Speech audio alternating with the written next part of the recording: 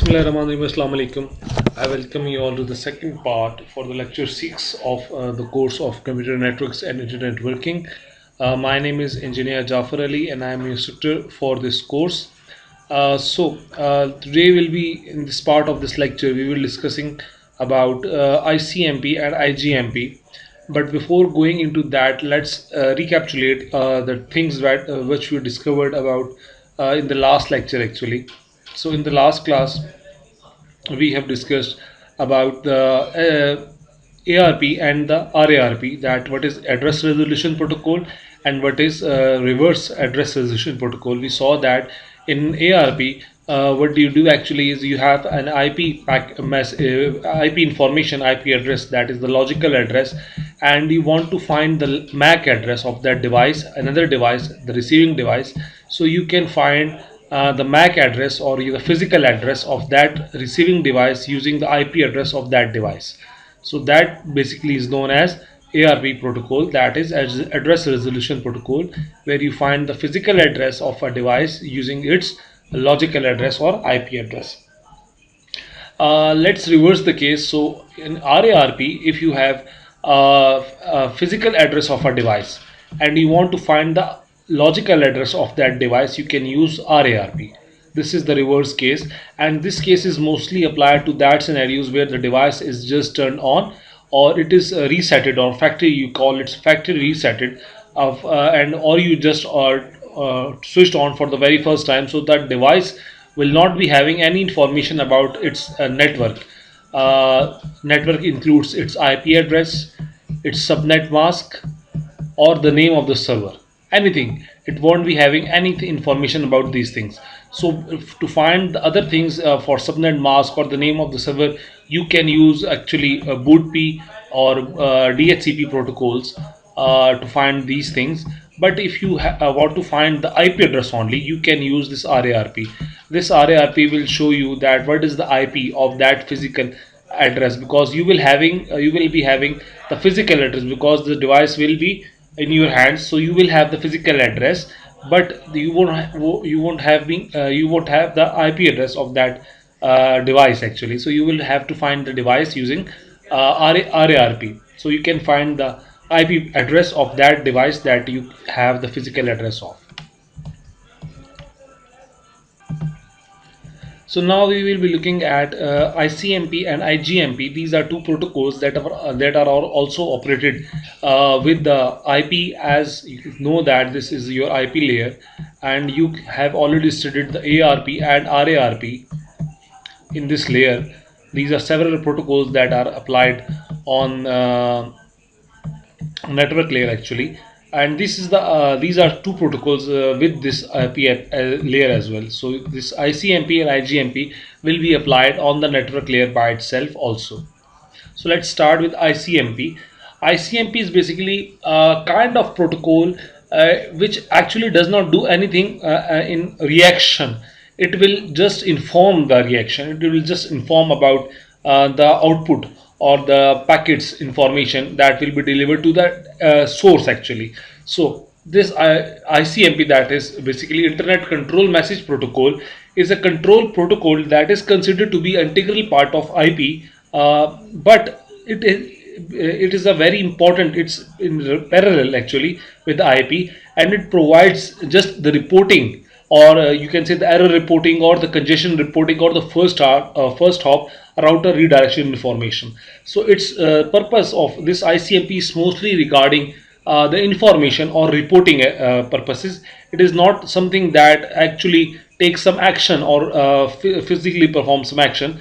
Its task is just to report the things towards the transmitter actually. So let's start with the background of this ICMP. So you know that I've already told you that IP is not actually a good service for delivery, but it wants to provide you the best efforts delivery. So the best effort delivery is provided by the IP. You can ignore the delivery problems, but not every time. You do not want to have a delivery problem keep occurring again and again, because the more it occurs, the delivery problems, the more you have to retransmit that packet.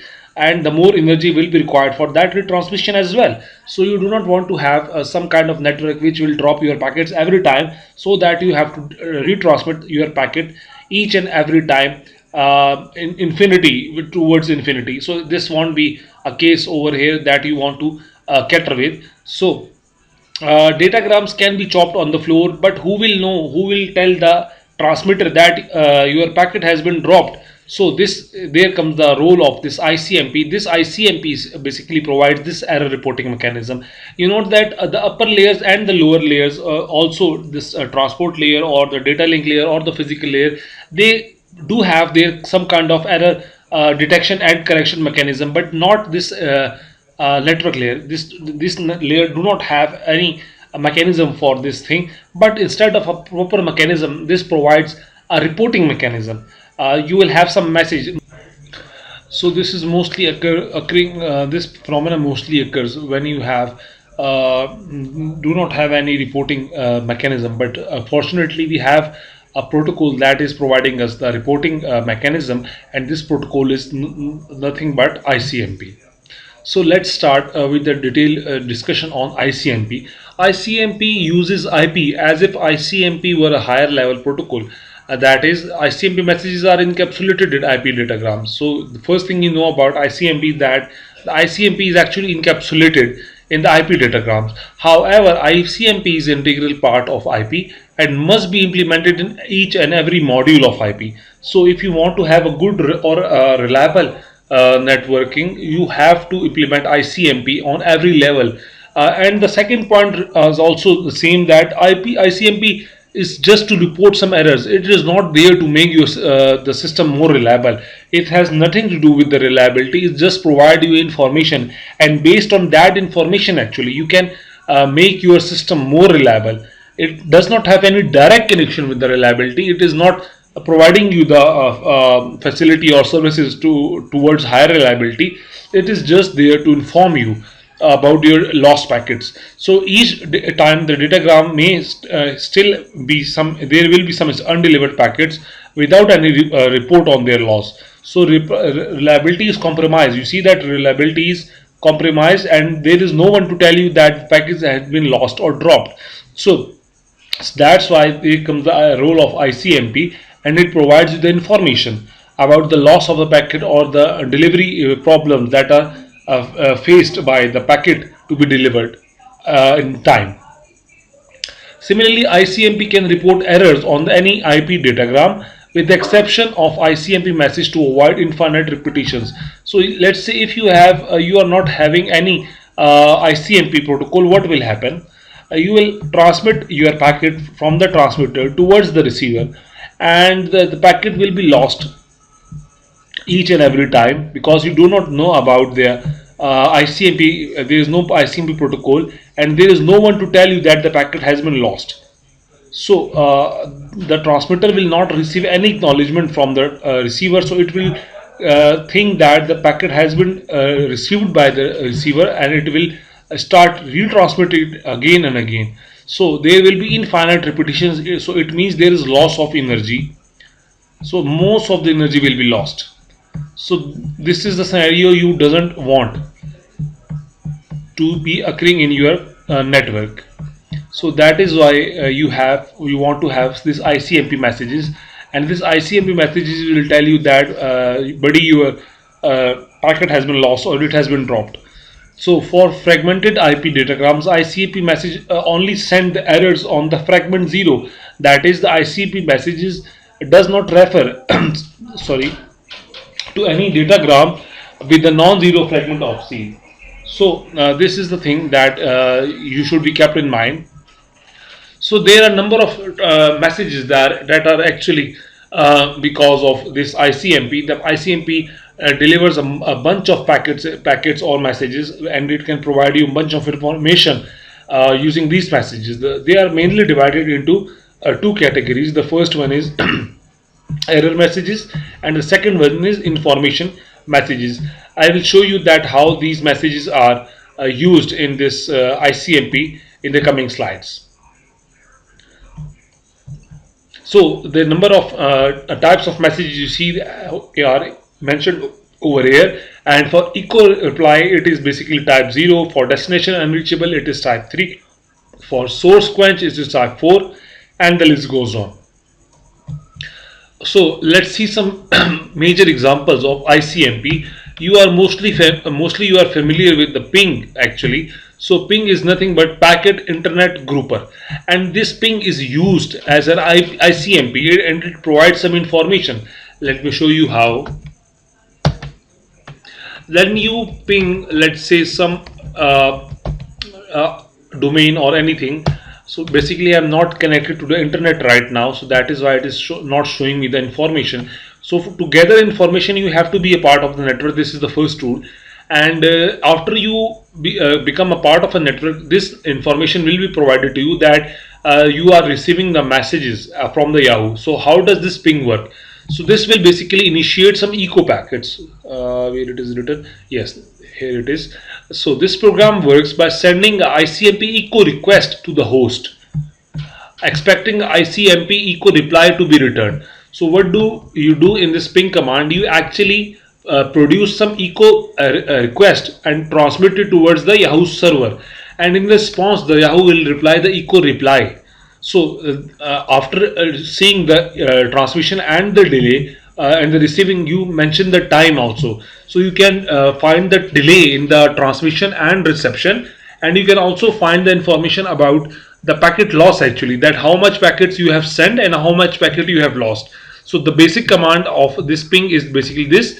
And if you want to send, let's say, 100 packets, you increase the number of packets to 100. And if you want to set a length of each packets to be, let's say, 64 bytes, so you put this command. This is the command for the size of the file, this slash dash L64, and this command is the number of packets. And if you do not want to have this commands actually, you can just put this, but it will just display you the size for the 32 bytes, and this will only show you the 4 packets. So this this thing or this command will also give you information about just 4 packets, not all the packets. And this will also give you the size of the each packet will be set it by default as 32 bytes. So this is the first example of the ICMP message where you want to gather some information about any network. The other example of ICMP message, ICMP protocol is basically a trace route, and you are also familiar with the trace route. I have also given you many examples for the trace route. Let's see how does this trace route work. If you want to have information about all the devices or routers that are involved when you try to access YouTube.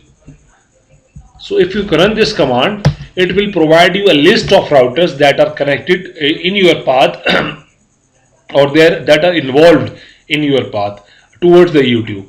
So it will generate a list of table actually, and the table will start from your router, and it will incorporate all the other routers that are involved towards the YouTube actually. So that is how you use trace route. And let's say if you want to have the information, limited information, let's say you want to see that towards YouTube how many routers are there up to the limit of 10.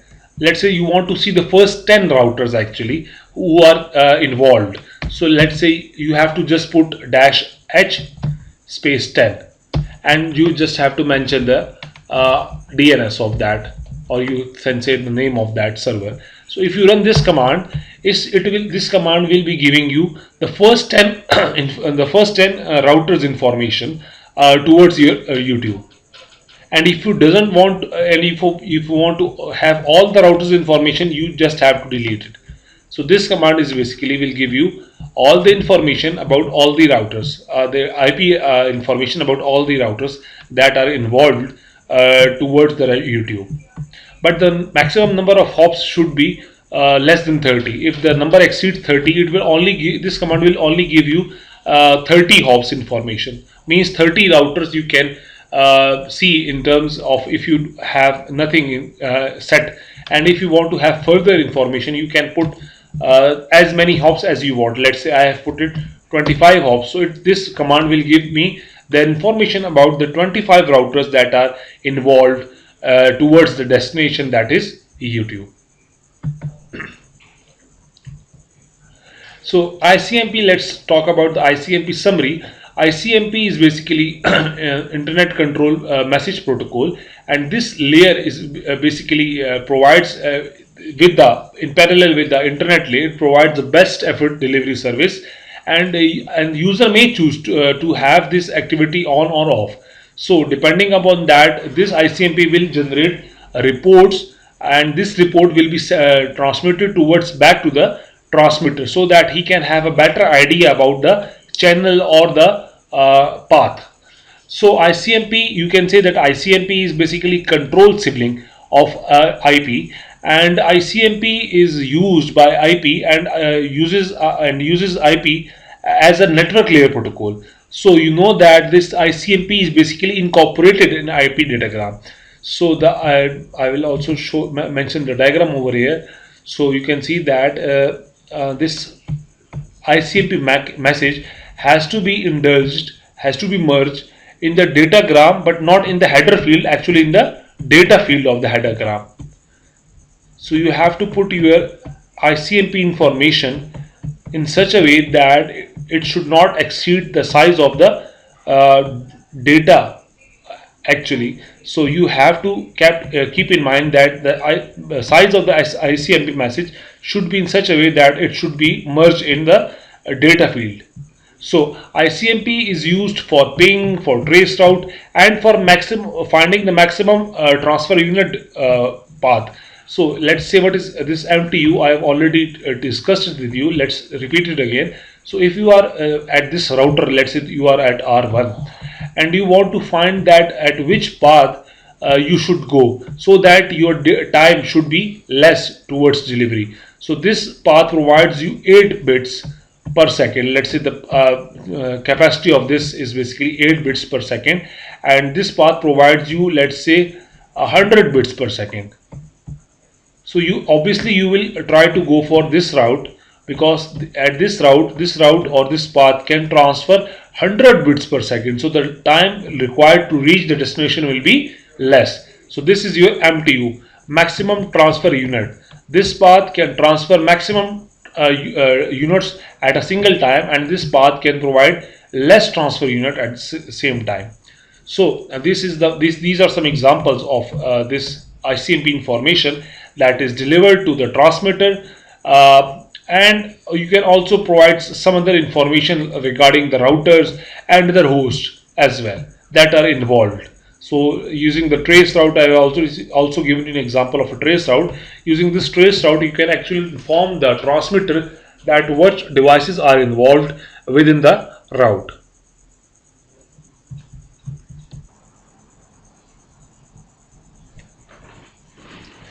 Now coming towards another very interesting protocol that is also associated with the network layer actually. This protocol is termed as Internet Group Management Protocol, IGMP, and instead of ICMP actually, it basically uses the same thing, but instead of dealing with a single device, it deals with a bunch of devices or a bunch of nodes or a bunch of users actually. And there is only one condition, that the user should be having a similar or common path or search interest. Let's take an example, but before that, let's discuss the definition over here. IGMP is used by IP hosts to register their dynamic multicast group membership. So in here, instead of dealing with a device individually, you create a bunch of groups, and a group is basically a combination of multiple or a number of nodes, and these nodes should be having a same interest. Let's say this is node A, and it is watching certain drama on the YouTube, and or some video on the YouTube, let's say, and this is node B, this is watching the same video on the YouTube. So you can adjust this whole combination in a single group, but this thing will be managed by the router actually. So it is also used by connected routers to discover these group members. So the router, it will be very much easy for the router to have some information about the packets using these group management services. So the mostly we divide this IGMP messages into 3 classes. The first one is a query class, where you have to ask some information a generic information or some specific information. So you can have both type of information, generic as well as specific. And similarly, there are two other reports actually. These reports are basically towards the router. Router will be keeping or maintaining the logs for everything. So there are two major reports. The first one is membership report. The membership report means if any device wants to be a part of a network, the first thing he has to do is to be signed for a membership report, so that he will be available or he will be monitored at that time.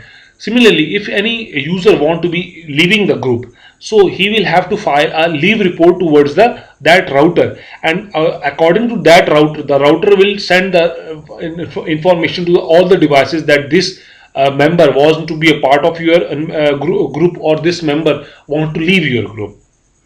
Let's see these things individually. So this is your IGMP information operation. So you can see that these are different hosts, they are connected to the same network, and let's say all these hosts have a same interest of research, interest process. All of these are using, let's say, YouTube for the same video.